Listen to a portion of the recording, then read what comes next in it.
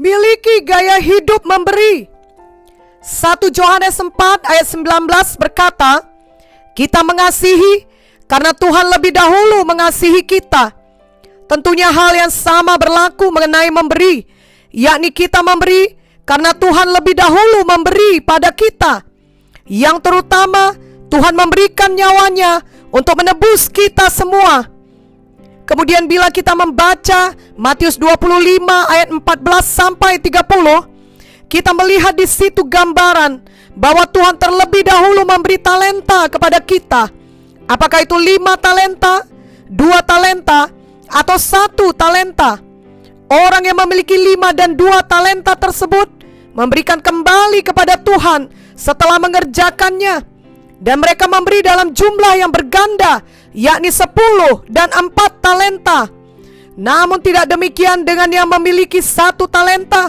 Ia menyembunyikan talenta tersebut. Kiranya hari ini kita menyadari bahwa seberapapun talenta yang ada pada kita, janganlah disembunyikan, melainkan harus dikerjakan, diberikan untuk kerajaan Tuhan, harus dipakai untuk Tuhan. Janganlah kita takut memberi kepada Tuhan. Jangan takut berkorban bagi Tuhan. Orang yang punya 1 talenta ini disebut sebagai hamba yang jahat dan malas. Memanglah demikian, karena dia tidak mengenal tuannya. Dia menyebut tuannya kejam. Kita mengenal Tuhan kita. Tuhan kita adalah Tuhan yang penuh kasih, bukan Tuhan yang kejam, melainkan Tuhan yang sangat baik kepada kita dan suka memberi. Yang mempunyai 1 talenta ini takut memberi dan takut mengambil resiko, sehingga dia menyembunyikan dan mendiamkan saja talentanya. Janganlah kita demikian. Dia juga seorang yang malas memberi, malas melayani, malas mengambil resiko. Akhirnya 1 talenta tetap 1 talenta. Janganlah kita demikian. Kita ingat firman Tuhan mengenai janda Sarfat dan mengenai Abraham, di mana mereka suka memberi, walau itu berarti mengambil resiko yang besar.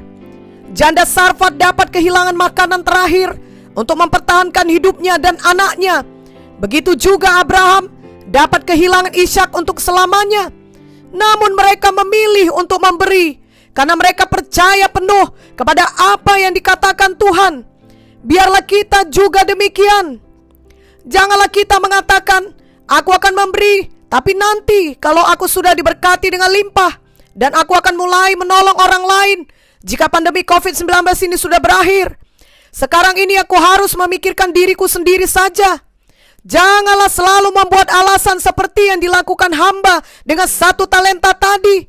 Janganlah pula selalu menunda untuk memberi. Apakah itu memberi waktu kita, tenaga kita, perhatian kita, pertolongan kita, doa kita, ataupun materi kita kepada orang lain. Sekaranglah waktunya memberi. Sekaranglah waktunya bagi kita untuk memberi, untuk berbuah, untuk melebarkan kerajaan Tuhan. Tuhan mau kita berbuah sekarang baginya, seperti yang tertulis di Markus 11 ayat 13 sampai 14 dan 20. Dan dari jauh ia melihat pohon ara yang sudah berdaun. Ia mendekatinya untuk melihat kalau ia mendapat apa-apa pada pohon itu. Tetapi waktu ia tiba di situ, ia tidak mendapat apa-apa selain daun-daun saja, sebab memang bukan musim buah ara. Maka katanya kepada pohon itu, jangan lagi seorang pun makan buahmu selama-lamanya. Dan murid-muridnya pun mendengarnya.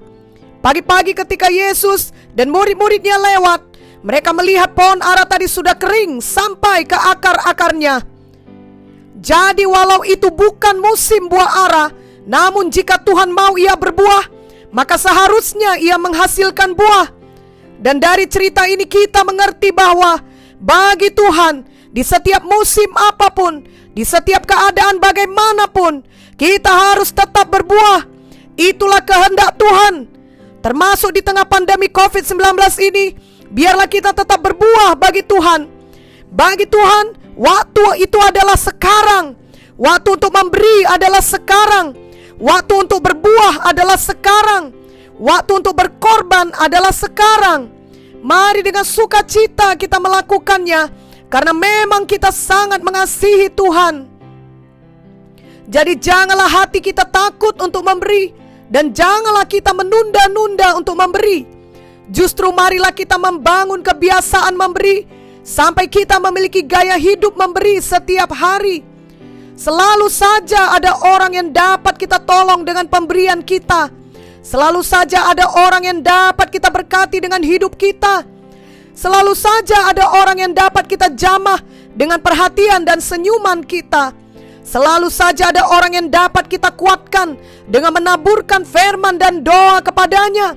Selalu saja ada orang yang memerlukan pemberitaan Injil dari kita. Marilah kita mau memberi dan berkorban untuk itu setiap hari. Bila sebelum pandemi COVID-19 kita adalah orang yang suka memberi atau menabur, kiranya sekarang ini pun biarlah kita tidak berhenti memberi dan menabur. Seorang hamba Tuhan pernah bercerita mengenai pohon apel yang ditanam di rumahnya, di mana pohon apel itu berbuah banyak, sehingga dia dan saudara-saudaranya sangat senang mengambil buah apel dari pohon itu tiap-tiap hari. Mereka sangat menikmati semua buah apel tersebut. Namun karena ketika itu mereka masih anak-anak, mereka tidak mengerti untuk merawat batang pohon apel itu. Mereka hanya mengambil buahnya saja. Maka seiring waktu, buah apel dari batang itu habis. Dan karena batang pohon apel itu tidak dirawat dengan baik, maka ia tidak menghasilkan buah lagi dan akhirnya mati. Ini merupakan pelajaran bagi kita bahwa bila ada berkat Tuhan kepada kita seperti buah apel, maka kita harus menyadari bahwa kita harus memelihara batang pohon apel yang menyebabkan pohon itu berbuah. Kalau kita hanya memakan terus buah apelnya tanpa memelihara batangnya, maka suatu saat batang itu akan berhenti menghasilkan buah dan kita tidak dapat lagi menikmati berkat Tuhan tersebut. Batang pohon apel itu menggambarkan taburan kita, karena sumber dari berkat Tuhan agar dapat dicurahkan kepada kita adalah melalui taburan kita. Kejadian 8 ayat 22 berkata, selama bumi masih ada, takkan berhenti-henti musim menabur dan menuai, dingin dan panas, kemarau dan hujan, siang dan malam. Biarlah kita terus-menerus memelihara batang apel kita dengan banyak menabur, sehingga kita senantiasa menikmati berkat Tuhan yang melimpah. Berkat Tuhan tidak pernah habis atau berhenti, melainkan terus-menerus dapat kita nikmati dan kita alirkan lagi kepada orang lain. Kami sangat suka mendengar cerita dari Ibu Munte akan hal-hal baik mengenai nenek kami, bolang kami, bahkan nenek Ibu Munte atau Ondong. Karena selalu ada warisan mengenai gaya hidup yang baik, yang seturut firman, yang dapat kami teruskan dan teladani. Salah satunya adalah cerita Ibu Munte mengenai bagaimana Ondong kami setelah siap panen padi, maka yang pertama kali dia lakukan, dia selalu menyisihkan buah padi terbaik untuk menjadi bibit yang ditanam lagi. Ondong selalu berbuat seperti itu, tentunya karena dia mengerti bahwa jika semua hasil panen ditimbun, maka jumlahnya tidak akan berganda.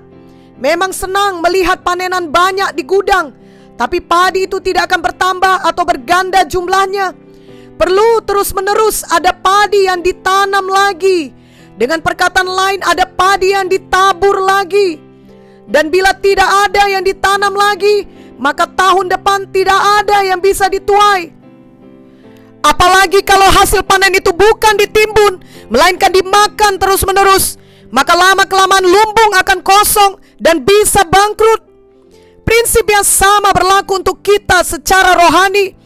Saat kita mendapat berkat Tuhan, maka hal pertama yang kita lakukan haruslah menyisihkan yang terbaik bagi Tuhan untuk persepuluhan dan korban persembahan kita. Maka itu berarti kita menabur terus, sehingga pada waktu yang akan datang akan tetap ada tuaian kita. Biarlah kita menjadi pelaku firman, mengatasi halangan apapun, termasuk dalam keadaan kekurangan. Karena di saat kita berkekurangan, itu saat paling tepat untuk mempraktekkan pemberian dengan iman. Biarlah kita meneladani kasih dari jemaat Makedonia seperti yang tertulis dalam 2 Korintus 8 ayat 2-3. selagi dicobai dengan berat dalam pelbagai penderitaan, sukacita mereka meluap, dan meskipun mereka sangat miskin, namun mereka kaya dalam kemurahan.